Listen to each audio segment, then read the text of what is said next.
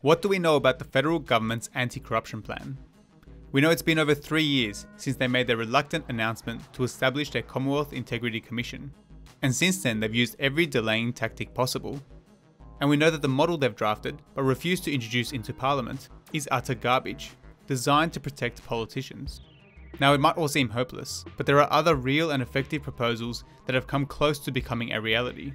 And that's what I want to focus on in this video. In 2018, independent Cathy McGowan introduced her National Integrity Commission Bill. The bill will establish the Australian National Integrity Commission as an independent, broad-based, public sector anti-corruption commission. This proposal was mostly in line with what experts were saying was needed in an anti-corruption body, but it didn't go anywhere. Scott Morrison refused to allow debate to happen, and it was never voted on. What was a little more successful was when essentially the same bill was reintroduced by the Greens, called the National Integrity Commission Bill No. 2. This time, it was introduced in the Senate, where the coalition doesn't have complete control. Thanks very much, Deputy President, and I rise with great pleasure to speak on the National Integrity Commission Bill of 2018, No. 2. This is the 6th time the Greens have introduced a bill for a federal anti-corruption body, over 10 years.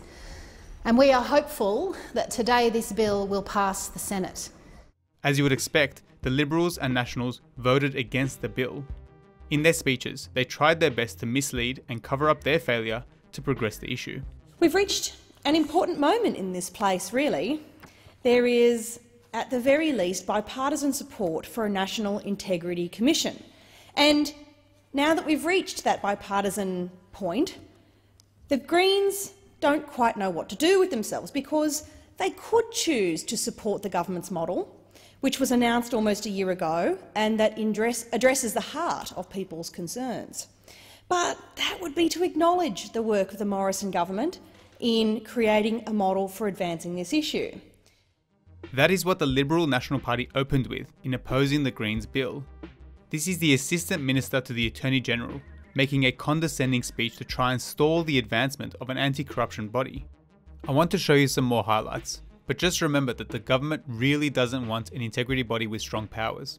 They hate the idea of politicians being accountable in public hearings. I covered this in detail in part 3 of this series. A survey conducted by the Australia Institute earlier this year found the 2 statutory powers with the lowest public support that could be given to an anti-corruption commission were 1, the power to compel people to provide evidence, and 2, the power to hold public hearings. A significant number of people in our community recognise the shortcomings of existing state-based integrity bodies in relation to public hearings. The Australia Institute did in fact conduct a survey, and one of the things they looked at was the public support for various powers that an anti-corruption body might have. But that's the extent of the truth in that speech. In reality, all the powers surveyed had overwhelming support. Public hearings had support of 76% of respondents, with only 7%, a tiny portion, saying they didn't support that power.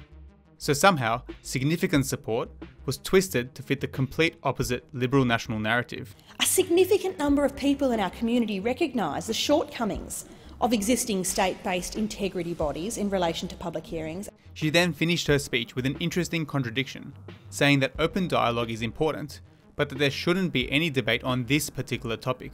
But open and honest dialogue, that's how we rebuild our relationship with the Australian people. Not by dragging out the debate on what a National Integrity Commission should look like. A debate that the longer we carry on about, the less faith, ironically, we can expect Australians to have in the final product.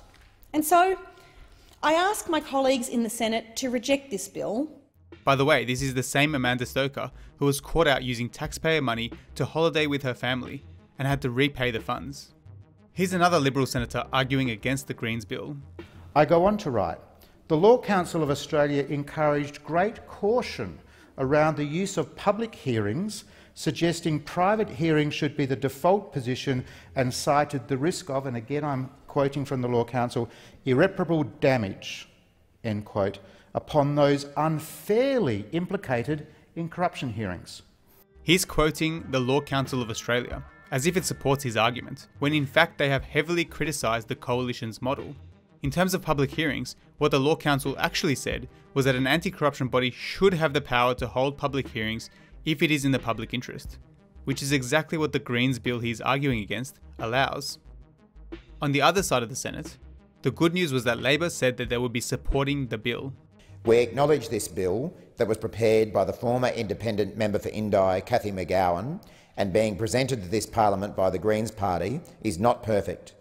But the Integrity Commission that would be established by this bill is incomparably better than the sham version of an Integrity Commission that the Morrison government proposed when it was finally dragged kicking and screaming to support a National Integrity Commission in December last year. It is because the need for a National Integrity Commission is now so urgent, and because the Morrison government has made clear that it only wants a sham of a National Integrity Commission so that it can pretend it is doing something about corruption in government, it is for those reasons that Labor is willing to support this bill's passage through the Senate. And most of the crossbench also supported the bill. That meant that it managed to barely pass in the Senate and move to the House of Representatives to be debated and voted on. But in the House of Representatives, Scott Morrison again refused to allow for the bill to be debated. Fast forward to October 2020, and yet another integrity bill was introduced, this time by independent Helen Haines. Helen Haines was the successor of Cathy McGowan, who had introduced the earlier version of the integrity bill. Mr Speaker, it is an honour to introduce the Australian Federal Integrity Commission Bill 2020. This bill will establish the Australian Federal Integrity Commission, or AFIC, as a new independent body responsible for the implementation of a national pro-integrity framework. The Helen Haines bill was an improved version of the earlier models. Experts have said that this bill has the elements needed to ensure an anti-corruption body is effective, while at the same time having the appropriate safeguards in place. The Centre for Public Integrity, a group of former judges and law professors, did a comparison of all the state and territory anti-corruption bodies, as well as proposed models. In that comparison, it found that the Coalition's model would be the weakest and least effective integrity agency in the country. In contrast, the Helen Haines bill would be one of the most effective. But like all the other integrity bills that came before, the Morrison government didn't support the Helen Haines bill. In fact, they just pretended like it didn't exist. And because they have the numbers in the House of Representatives, they refused to allow it to be debated. You're probably seeing a pattern here. It's not even about voting on the proposal, it's just to allow for debate. To allow for amendments to be suggested, compromises to be reached, and different views to be shared. None of that is being allowed by the Coalition, even though they have not introduced any alternative into Parliament. To try and get around this blocker, in November 2021, almost every other party in Parliament joined forces in both the Senate and the House of Representatives to introduce motions to try and force debate on the issue. Basically, the motion called for the interruption of the general schedule to debate the anti-corruption issue as a priority. This was the motion that was introduced to the Senate by independent Rex Patrick. Senator Patrick. Thank you, Mr President. I seek leave to move a motion relating to the consideration of the Australian Federal Integrity Commission Bill 2021 as circulated. Mr President, it's 1,077 days since the Coalition announced that they were going to bring ICAC legislation to the Parliament. 1,077 days. And basically we've waited, and nothing has come. Labor and most of the crossbench supported the motion, but thanks to One Nation siding with the Coalition, the motion failed. Here's what the government had to say about it. The government does not support Senator Patrick's attempt to interrupt and change and vary the order of government business and business in the Senate. But, Deputy President, we're not going to suggest that we should simply adopt, as Senator Patrick's motion seeks to do, in the space of an hour and a half, a model that has not been subject to the same type of rigour and thoroughness and analysis that the Attorney-General has been working through. I'm not sure what he's talking about. Let's put aside his misinformed comment that the government's model went through any type of rigour. This motion isn't to adopt the proposal, it's to debate it, to have some kind of progress. But the government has nothing of substance to say on this. They are stalling and they know it. One of the other things I find really quite extraordinary in relation to this particular action that we're seeing here today, this is about seeking to suspend standing orders to rearrange the order of business in this place. As I said, we have a process that exists within this chamber, that affords the government of the day the control of the order of business of the day.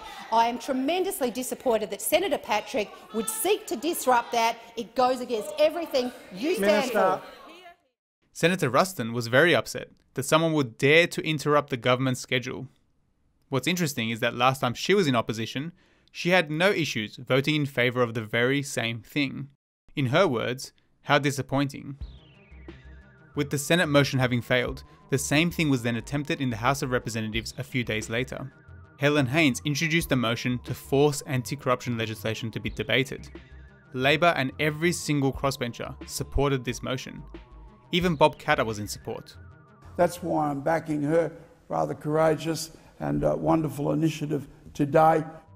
But only one Liberal MP had the guts to vote for the motion, and that was Bridget Archer. Every other Liberal and National voted against it. The results of the vote was 66 MPs voting in support of the motion and 64 against it, meaning the majority of members voted in favour of a motion that the government didn't support, which is pretty extraordinary. But a technicality in the voting rules meant it still didn't pass. Without getting bogged down, apparently an absolute majority of the House was required, but because of COVID rules, there weren't enough MPs in Parliament itself, so the threshold wasn't met. This is what Helen Haines had to say about that afterwards. We were prevented by an undemocratic technicality. The Prime Minister and the government are standing in the way now of not only the will of the people, but the will of the Parliament. This is an extraordinary moment, I think, in the history of the House of Representatives, that we can have a vote of 66-64 in favour of bringing on debate of the most important bill that this nation needs, and we were defeated on a technicality of the Prime Minister's doing. It's absolutely clear now that this Prime Minister, this government, does not wish to instigate a Federal Integrity Commission. A fun side note, the Liberal Party wasn't very happy that Bridget Archer had crossed the floor to vote in favour of debating an anti-corruption body. She told the media that after the vote, she was told to go and see the Prime Minister, but had said she needed some more time to gather her thoughts. But instead of leaving it at that, Josh Frydenberg asked her to go to his office before taking her to Scott Morrison's office for an ambush meeting. Anyway, back to why the motion failed, the government voted against it. Their justification was actually a whinge about how nobody supported their rubbish proposal. But I want to speak to why the government will not be supporting a suspension of standing orders. The government has developed such a model, the Commonwealth Integrity Commission, which is intended to be the lead body in Australia's successful multi-agency anti-corruption framework, and we've gone through a very detailed consultation process, 333 written submissions received, 46 consultations, meetings and round tables, and we stand ready to introduce that legislation. Madam Deputy Speaker, we've done the detailed work. Point of order. Give the yes, call to Madam member. Deputy Speaker. On relevance, this motion is about debate. This is not. It's about suspending standing orders to bring on debate. It is not about the government's bill. If this series has shown us anything, it's that the government's proposal, which I love talking about but don't want to introduce, is not well designed. It ignored expert feedback and it's been delayed beyond belief. This government doesn't want an integrity commission, and if it's forced to have one, it will only accept its own weak model and allow no debate. That is not how a democratic parliament works. The Helen Haines bill was so close to becoming reality, but it seems that it has now also been removed from the parliament's pending bills. There is now one main way forward, and that is for Labor to introduce a bill if they win the next election. They've committed to establishing a National Integrity Commission within 12 months of that happening. They haven't released any legislation, which is unfortunate, but I suspect they're trying to avoid the government making a circus out of the whole thing. What they have released are some general principles they will rely on, and those address some of the shortcomings of the defective government proposal. Because there's not much to go off, I'm not sure if it will be as good as the Helen Haines bill, but they've said that their model won't be limited in the referrals it receives. It will be able to hold public hearings, it will be able to make its findings public, and it will be retrospective. The Centre for Public Integrity's comparison rates Labor's model as mostly effective, mainly because of the unknowns, so we'll have to wait and see what their detailed legislation actually looks like. But it really does seem like it's only a matter of time before we get a real and effective federal integrity body. And when that happens, I can only imagine the things that will be uncovered.